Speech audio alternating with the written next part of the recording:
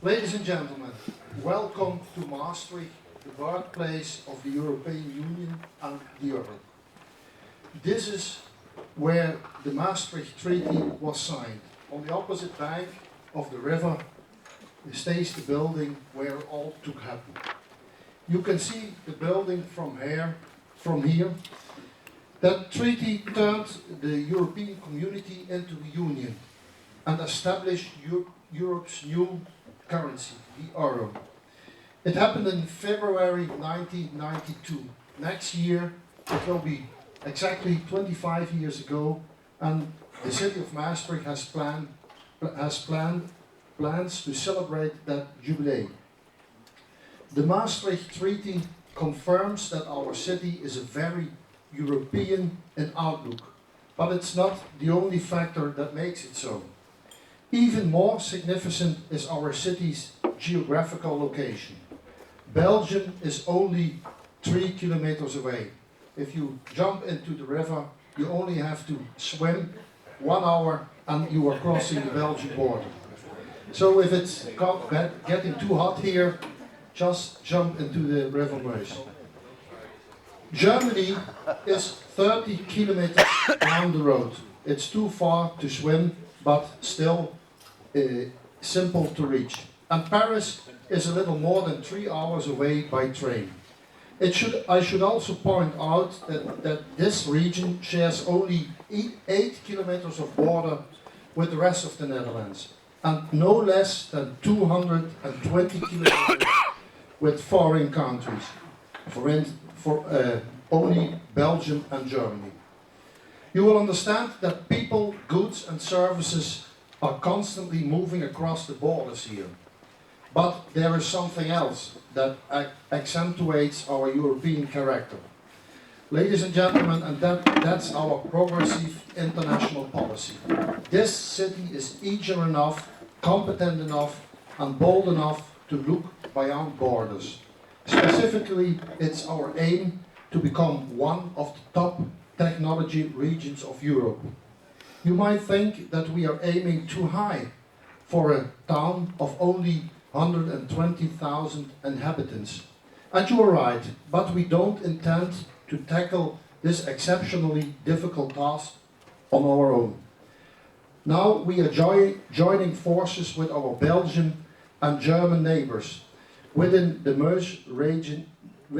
Meuse-Rhine-Eurasian Partnership. You need only consider the statistics to grasp the gigantic potential of this region. 4 million inhabitants, 250,000 enterprises, and 4 leading universities. We also have 2 high-speed train stations, 2 airports, 2 inland harbors, and 3 international conference centers. The figures are equally impressive when it comes to the state-of-the-art technology. For example, we have no lack of scientists and researchers in the Euro region. After all, the University of Technology in Aachen, our neighbor across the German border, turns out more engineers every year than all of the Netherlands put together. Not only that, but there are some 17,000 medical students in this region. Here, in this small corner of Europe, within a 32 kilometer radius of Maastricht, there are now about 600 enterprises closely associated with top-flight research and technology institutes. In the context of our European partnership, our city is focusing on the health, care and cure segment. After all, our university and its teaching hospital are famous around the world for their work in various areas of health science. That's why our municipal government has identified the life sciences and biomedicals in the broadest sense as economic priorities. But, ladies and gentlemen, Maastricht not only has an economic task, its social task is at least as important. And that brings me to your presence here today and why it's so important to us. Maastricht, like other local authorities, is very interesting in experimenting with the basic income. We have received numerous requests and suggestions in that regard. For example, from political parties and civil society organizations. The municipal government takes these points very seriously, and we support the idea of a basic income experiment. In other words, we are ready to launch a trial, along with other municipal authorities in this country.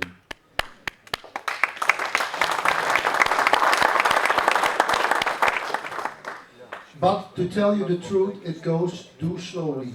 The national government has let us know that they want to start an experiment, but it's more rule-free social welfare than a real basic income. But I think the first step of Mao's long walking tours in the last century, the first step It's the hardest. is the hardest, yeah. That's what I wanted to say. It was not on the paper, I was just improvising. Also, thank you. We are doing this because we are convinced that global trends require us to re-evaluate our socio-economic system. There is, first of all, the fact that poverty is growing. Or perhaps I should say that the gap between the poor and the wealthy is growing. This phenomenon has even spread to prosperous Western Europe and to the Netherlands. Second, a fundamental shift is underway in the labor market. And third, it's the rise of robotization. The odd thing is that all these issues have arisen independently of each other, and yet they are all closely related. They are the communicating vessels of our socio-economic system. Regarding poverty, Maastricht has a poverty level of 9.1% by Dutch standards. That means that 10,000 people in this city live in poor circumstances. It's too much. Much too high too.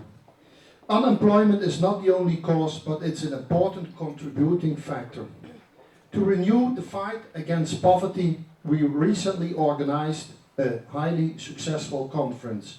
One of the suggestions that came up repeatedly was to introduce some form of basic income.